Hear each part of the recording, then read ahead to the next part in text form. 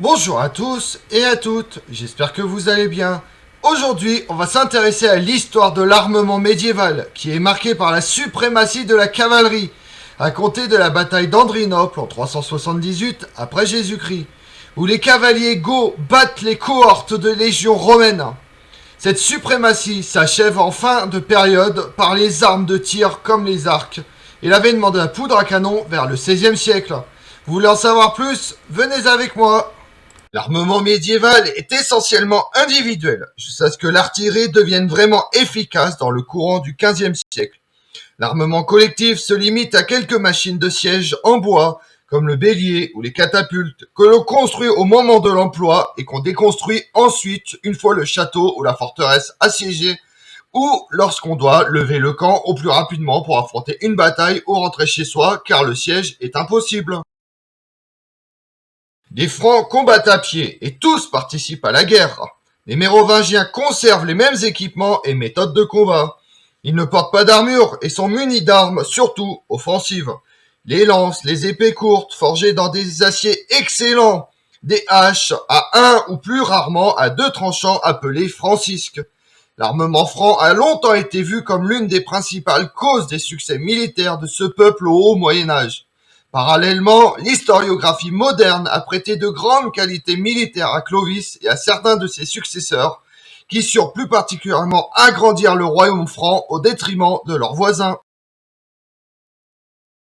Avec les Carolingiens intervient une réforme fondamentale, la substitution de la cavalerie à l'infanterie. Cette mutation a des causes techniques. En effet, on utilise mieux le cheval grâce à l'emploi du ferrage, de la selle à pommeau et des étriers. Mais elle est surtout favorisée par la nécessité d'intervenir rapidement sur les frontières d'un empire très étendu. Enfin, elle correspond à une évolution sociale. La cavalerie exigeant un équipement coûteux et un entraînement constant, la guerre cesse d'être une affaire de tous les hommes libres et devient celle d'une minorité. Ainsi se forme une classe militaire qui, dans le cadre du système féodal, deviendra petit à petit la noblesse. De plus, l'armement général se spécialise.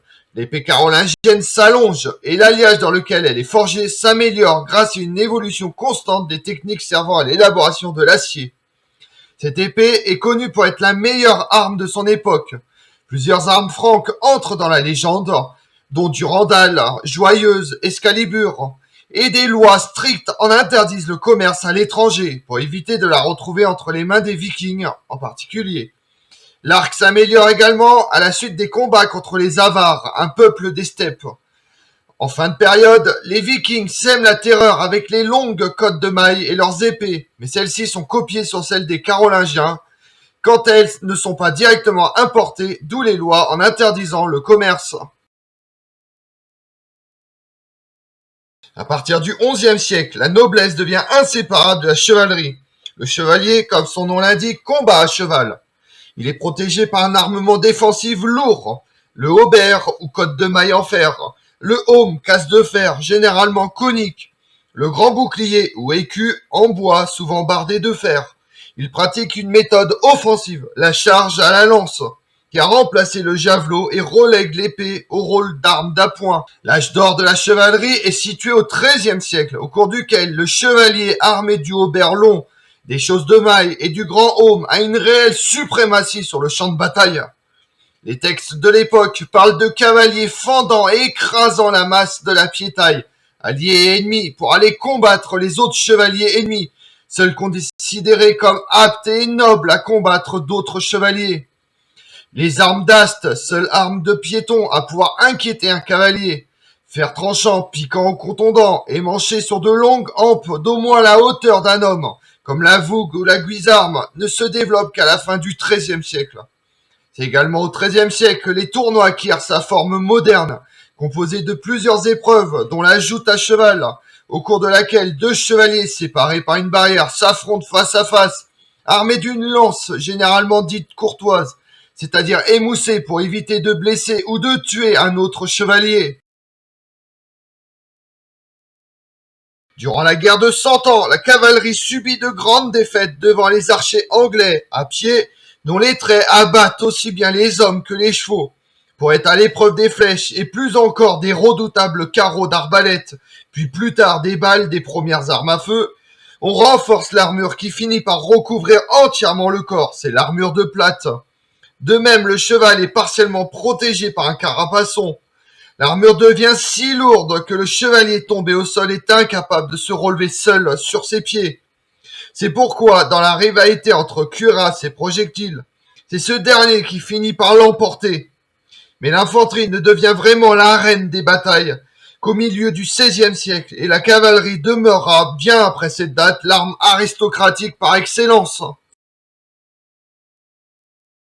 L'irruption des armées de métier sur le champ de bataille annonce en cela la fin de la chevalerie, qui est due à la multiplication des armes à feu.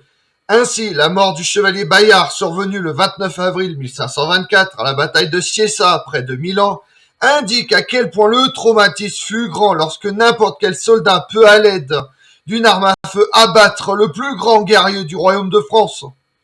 Un autre fléau de la chevalerie se développe au XVe siècle, le retour sur le champ de bataille des formations d'infanterie dense et compacte, pratique disparue depuis l'Antiquité, constituée de piquiers, halbardiers et vouguiers, en périphérie de la formation.